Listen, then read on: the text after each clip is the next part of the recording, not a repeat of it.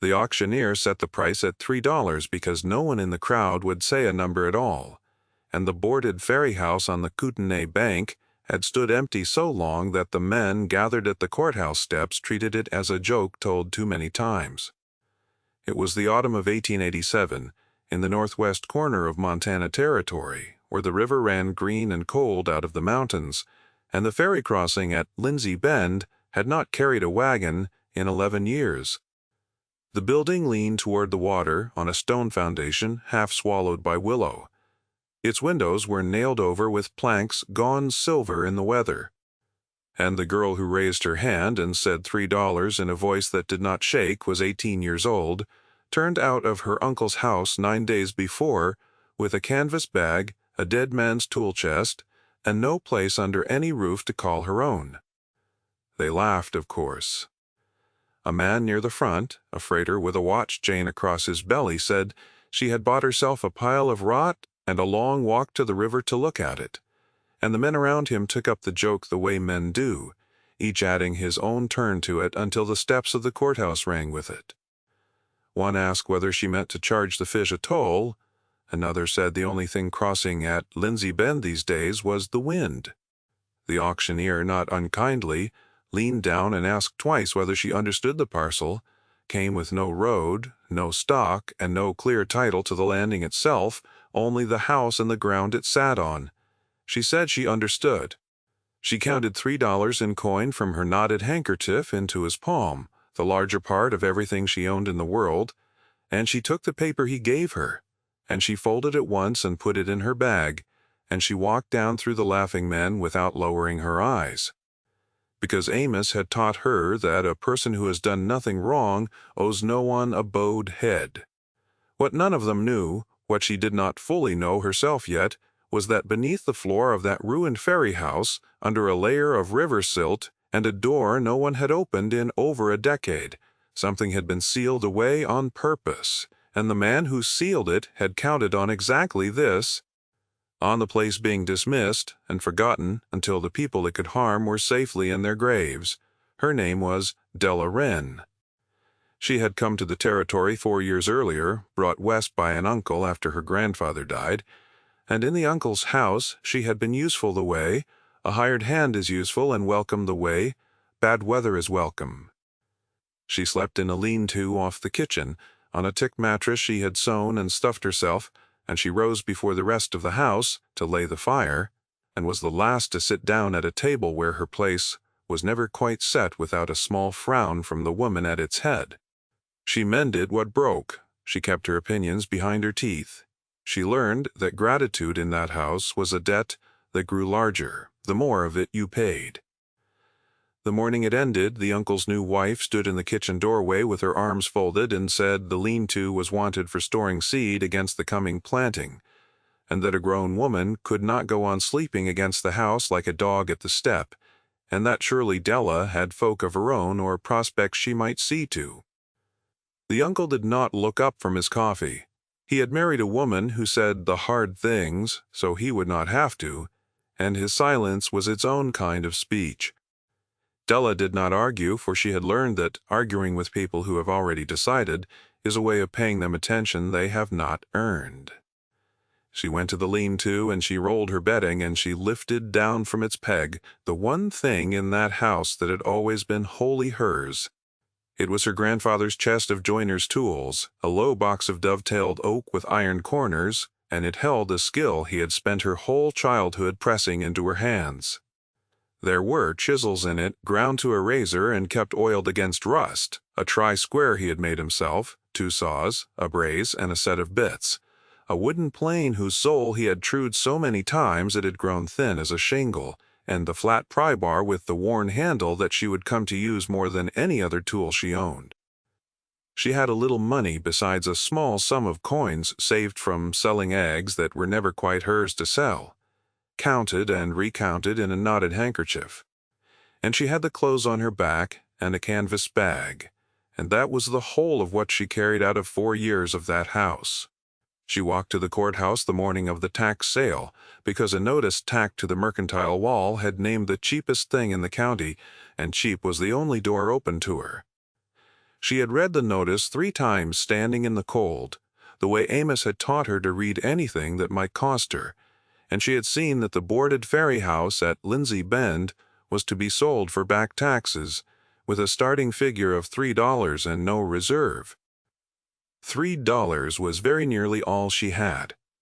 A wiser girl perhaps would have kept the money and walked to a town and hired out for wages.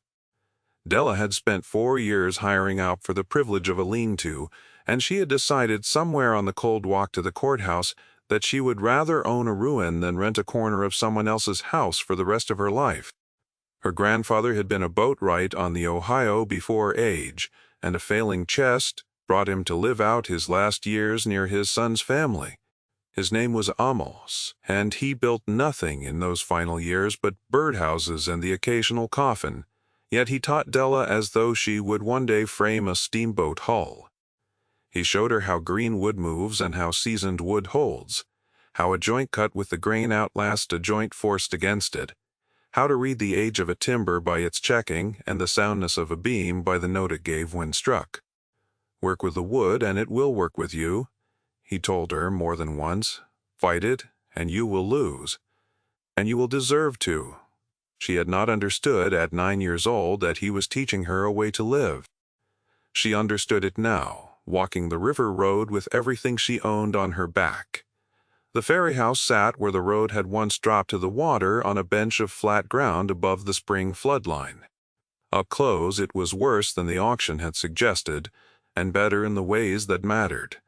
The roof had lost shingles, but the ridgeline had not sagged, which told her the rafters were sound. The siding was gray and split, but when she pressed her thumbnail into a corner post it did not give, and that told her the frame beneath the ruin was good fir cut and squared by someone who had known the trade.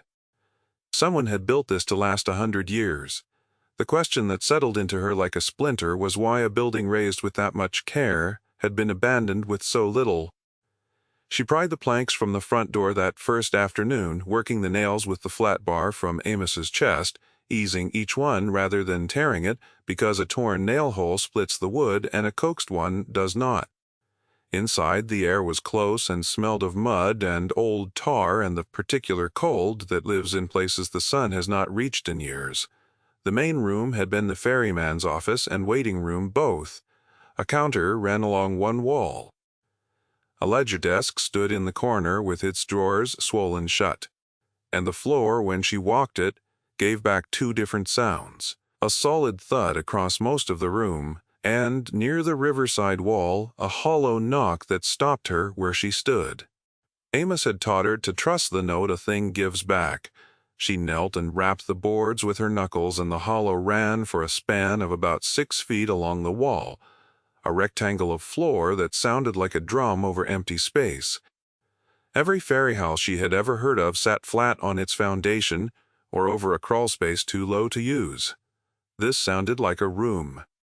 She marked the corners of the hollow with a nub of chalk from her apron, and she sat back on her heels, and she did not pry up a single board that night, because the light was failing, and because Amos had also taught her that a thing forced open in haste is a thing half ruined. She would do it right or not at all. She slept that first night, wrapped in her bedroll, on the sound part of the floor, with the door propped and the river talking to itself in the dark, and she was not afraid, though a girl with sense might have been. Fear was a thing she had spent 4 years learning to set down.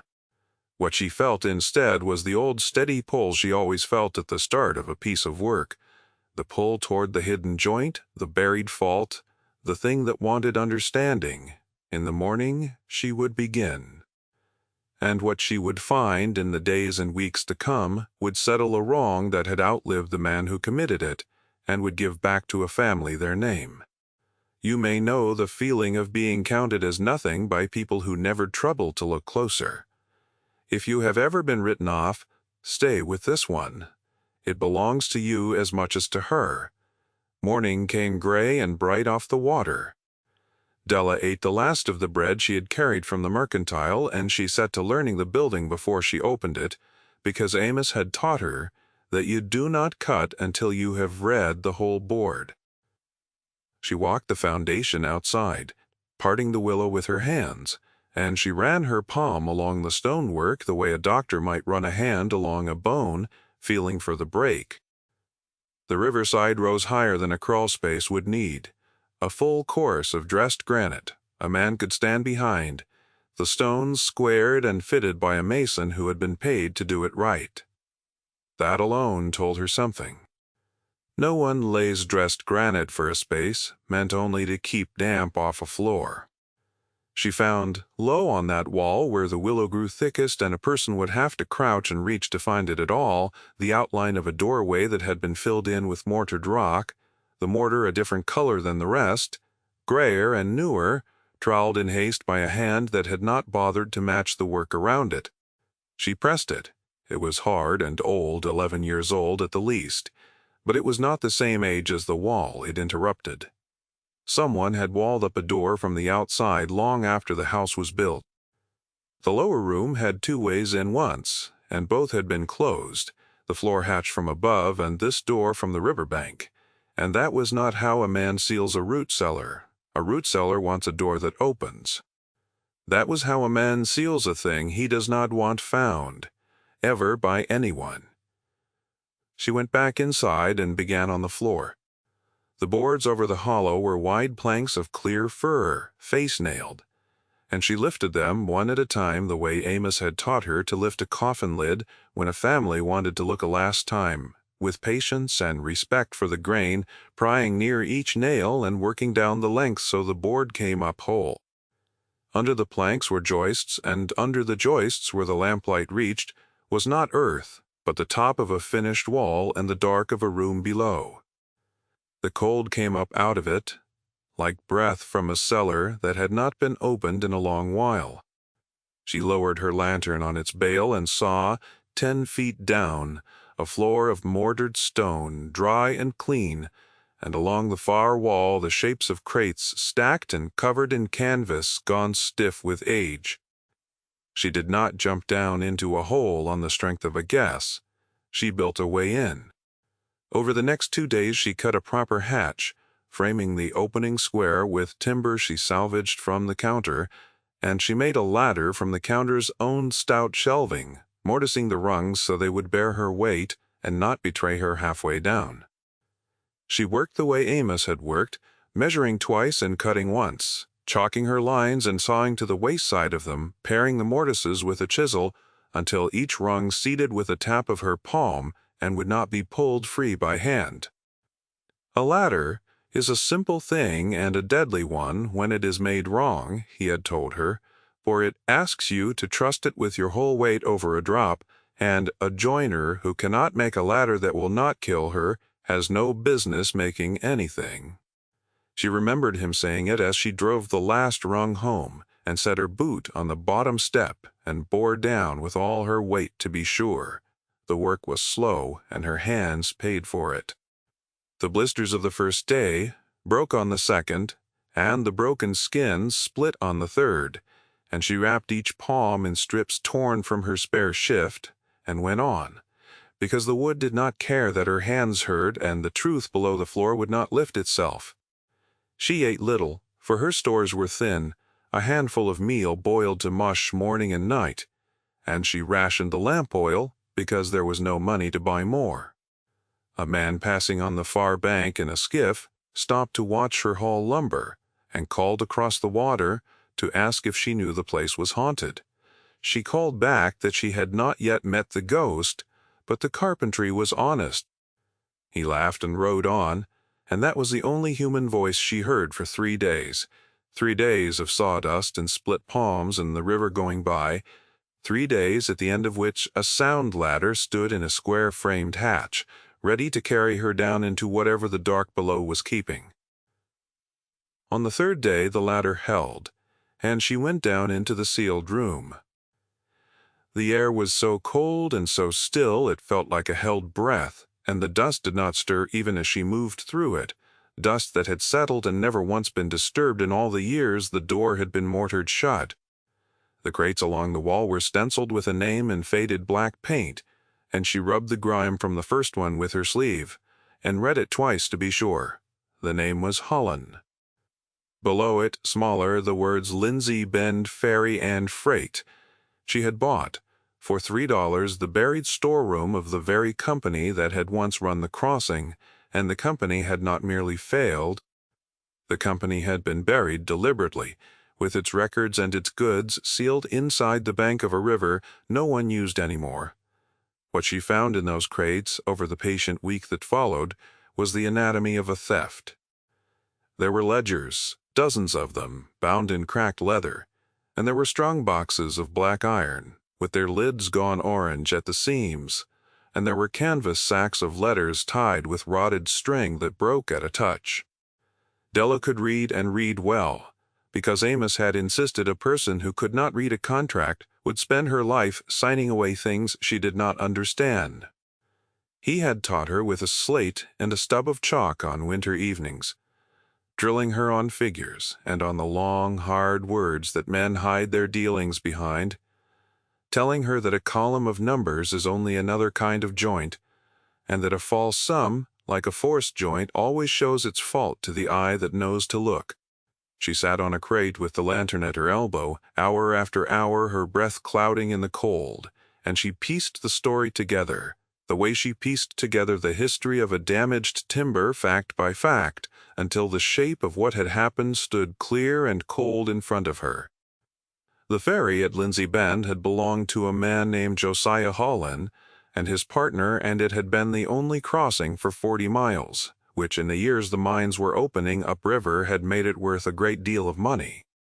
Then 11 years before Della stood in the cold room reading by lantern light, Josiah Holland had died in the spring flood when the ferry cable parted and the scow went over, and his partner, a man whose name appeared in the ledgers as the holder of every note and the keeper of every account, had told the county that the company was insolvent, drowned in debt as surely as Josiah had drowned in the river. The crossing was closed. The Holland family, a widow and a young son, were turned off the land for debts the partner swore were owed.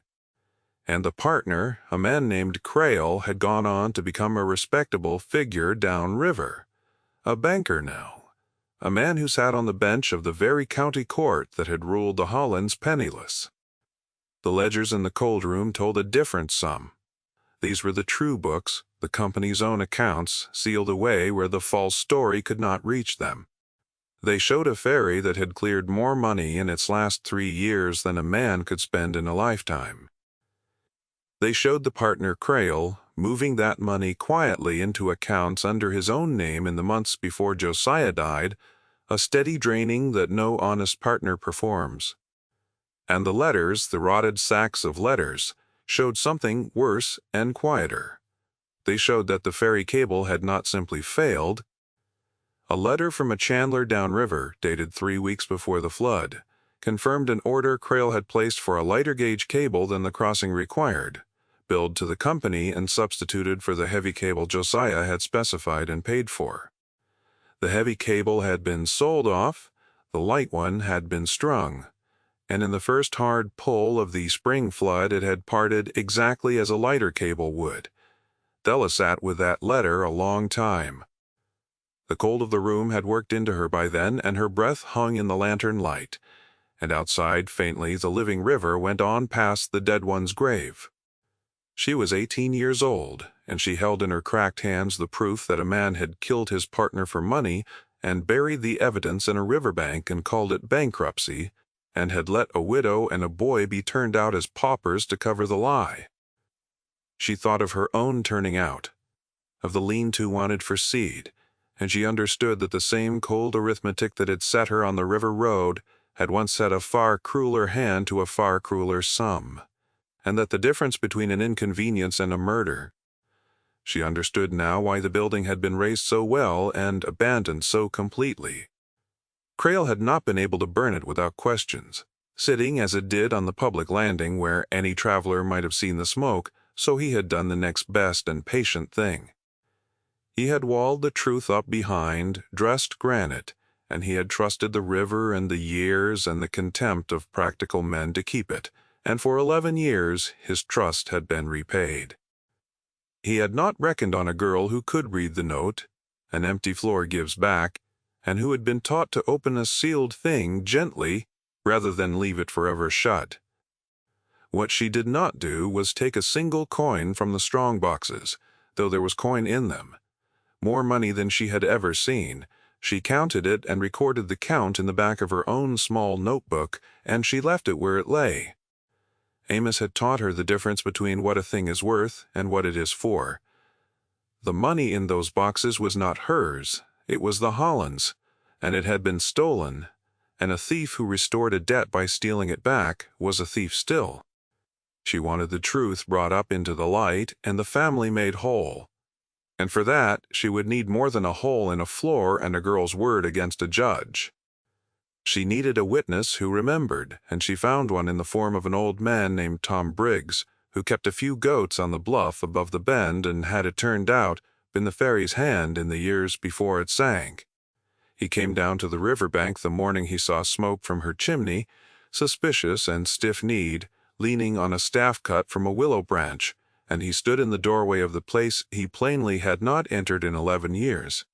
And he said she had no business in a dead man's house. Della did not argue. She set a cup of coffee on the counter she had rebuilt, the good counter now, sound and level under his hand, and she laid Josiah Holland's true ledger open beside it. And she told the old man what the book said, plainly the way you tell a man bad news he half already knows. Briggs sat down slowly, lowering himself onto a crate she had carried up for the purpose, and he wrapped both crooked hands around the warm cup before he would touch the ledger at all. Then he turned the pages with a finger gone hooked with 70 years of work, and his lips moved a little over the figures, and Della saw him stop where the columns showed the ferry clearing, a fortune in the years the county had been told it was drowning in debt. He said nothing for a long while. She refilled his cup. When he came at last to the chandler's letter about the cable, his face changed, the suspicion going out of it and something older and heavier coming in, and he set the cup down and was quiet so long she thought he might not speak again. "I always wondered," he said at last. His voice was rough and low. "I helped string that cable. It looked light to me, and I said so. And Crail told me Josiah had ordered it changed to save money, and I believed him, because why would a man lie about a thing that would carry his own weight across the water?" He looked up at her, and his eyes were wet, though no tears fell. "I have wondered for 11 years why it broke," he said, "and I have let myself believe it was the flood, because the other thing was too heavy to carry." He closed the ledger gently, the way a man closes the lid of a coffin. "What do you mean to do?" he asked. She meant to find the widow and the boy. That was the next labor, and it took the better part of a month, because a family turned out as paupers does not leave a forwarding address. Briggs knew the widow's people had been from a Mennonite settlement on the Idaho side, plain folk who farmed a bend of the lower river and kept to themselves. And Della walked there. 2 days on foot along the water with meal and a blanket in her bag and Amos's smallest chisel in her pocket, for no reason she could have named, except that carrying a piece of him steadied her. The first night she slept under an overhang of rock with the river loud below her and frost on the blanket by morning. The settlement, when she reached it, was a cluster of whitewashed houses and a meeting hall with a plain, unpainted door, and the people there met her the way such people meet a stranger, with an accent of the world on her, with courtesy and with a careful silence drawn around their own like a fence around a garden. She did not push at the silence. She asked at the meeting house for any who had known a woman named Holland who had married out and come back widowed, and the elder who received her studied her a long moment and would not say yes and would not say no. So Della left only her name, and the name of the Ferryhouse at Lindsay Bend, and a single sentence, that she had found Josiah Holland's true books, and they did not say what the county had been told. She asked that it be passed to whoever it might concern. Then she walked the 2 days back, and she did not know if anything would come of it, and she made herself stop wondering, because a thing you cannot hurry is a thing best set down. She returned to her work. She had a building to make sound and a winter coming, and the truth, she had decided, would keep in that cold room as well as it had kept for 11 years. The boy came in the second week of November. He was not a boy any longer.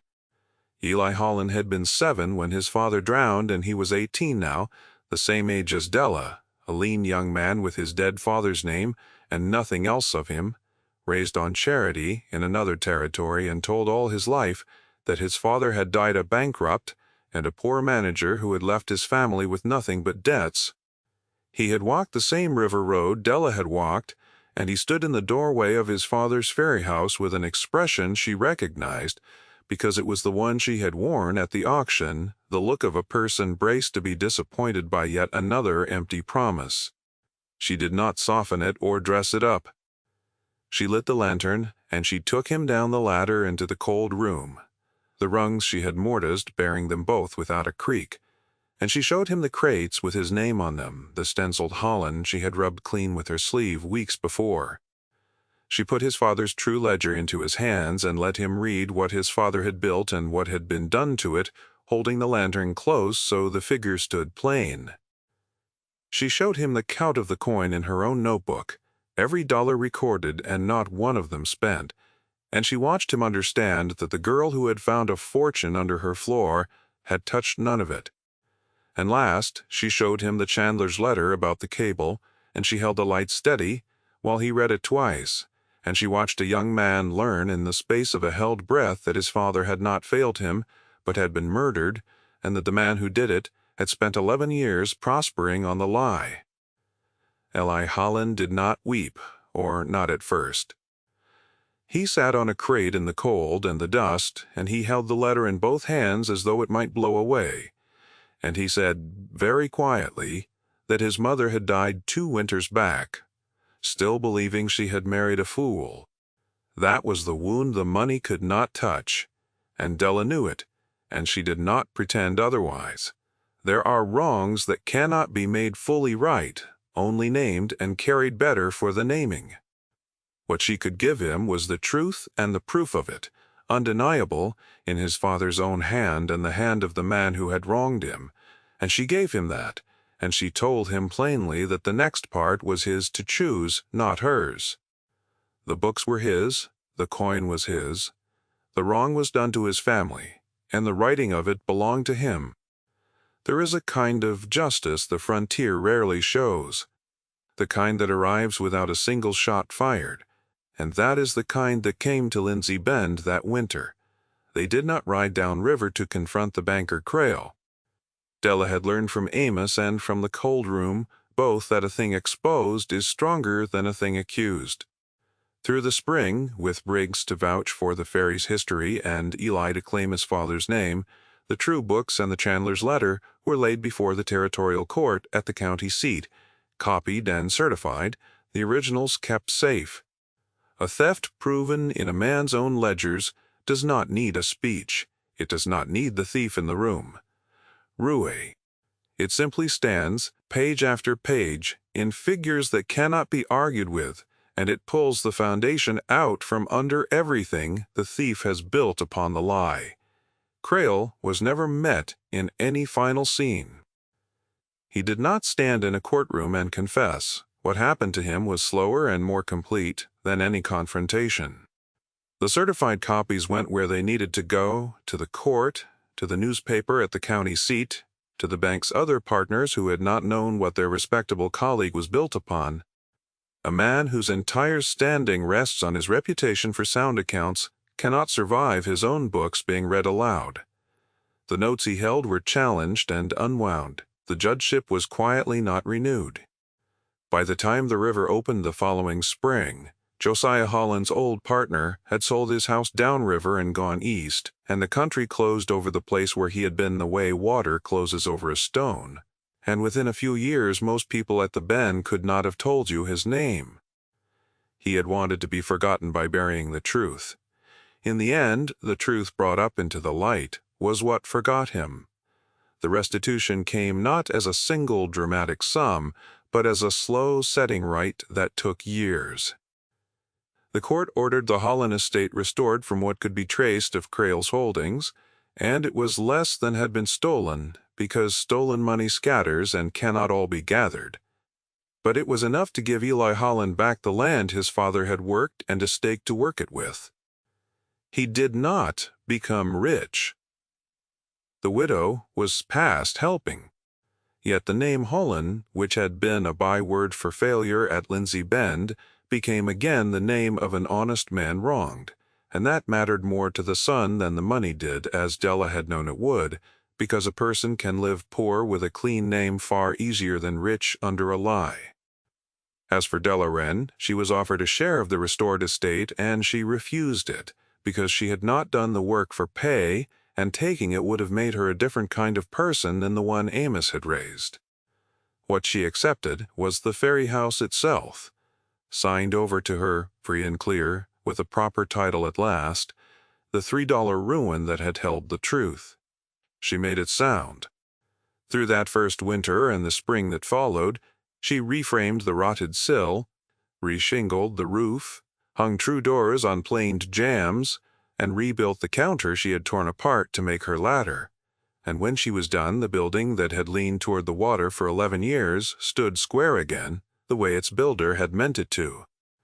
She did not reopen the ferry, for the road downriver had long since taken the crossing's trade, and some things, once dead, are not meant to be raised. She opened the Ferryhouse instead as a joiner's shop, the only one for 40 miles, and she set up Amos's bench under the riverside window, where the light was best, and laid out his tools on pegs, in the order he had always kept them. The country thereabouts learned that the girl they had laughed at on the courthouse steps could frame a barn that would stand a century, hang a door that swung true in any weather, and fit a coffin lid so close it closed without a sound. What of good work travels slowly on the frontier and surely passed from one man who needed a thing built to the next, and within 2 years she was turning away orders she had no time for. The men who had laughed did not, most of them, ever say they had been wrong. They came instead with a wagon to be mended or a house to be raised, and they took off their hats in her shop, and they paid her fare, and they brought her their work, which is the way such men come around. She took it without a word about the auction, because the work said everything that needed saying, and she had no need to say it twice. Eli Holland worked his father's land across the years, and married a woman from the Idaho settlement, and named his first son Josiah, and the boy grew up knowing exactly who his grandfather had been and exactly how he had died, which is a thing no amount of money can buy, and no lie can take back once the truth is set down plain. He and Della remained friends in the plain frontier way, neighbors who had shared a hard, true thing, and that was all it ever was, for she was not a woman who needed a man to complete the work of her life. Her life was the work, and the work was enough. She kept the cold room. She did not fill it in or forget it. She floored it properly with planed boards, set a second course of stone against the seep of the river, and made it her timber store, the driest, soundest space on the whole stretch of the Kootenai. She stacked her seasoning lumber where the stolen books had lain, oak and fir and pine standing on end to cure in the even cold, so that the room that had been built to hide a murder became the room where honest wood waited to be made into honest things. That was her answer to it, and she thought it a better answer than vengeance or than silence, both. Not to bury the place and not to brood over it, but to put it to use, to let good work grow up out of the ground where a bad man had buried a wrong, season after season, plank by cured plank. In her last years she was an old woman known up and down that stretch of the Kootenai as the joiner at the bend, and travelers who did not know the story thought the well-built shop above the river had always stood there sound. Only the old ones remembered the $3 ruin, and they told it the way a country tells the stories. It is proud of a little better each year, until the girl with the tool chest became almost a figure out of legend. Della herself, asked about it, would only say that she had bought a sound frame for $3, and that a sound frame was worth more than most men could see, and then she would go back to her bench. On the wall above that bench where the light from the river window fell on it through every working day, she kept her grandfather's flat bar, the same one she had used to ease the first plank from the first floor, its handle worn smooth and dark by 2 lifetimes of honest hands. She never used it for show. She used it nearly every day, for there is always a nail to be eased, a joint to be opened gently, a thing sealed up that wants careful bringing into the light. And when at last she set it down for the final time and a younger pair of hands took it up, the bar was still sound, still true, still ready, the way a good tool is, the way a good name is, the way the truth is, waiting in the cold and the dark for the patient hand that will bring it up at last. Have you ever found that the thing everyone else threw away was the very thing worth saving? Tell me what you would have done with that cold room. And if a quiet story of a wrong set right by patient hands is the kind you carry with you, there is another like it waiting whenever you are ready to begin again.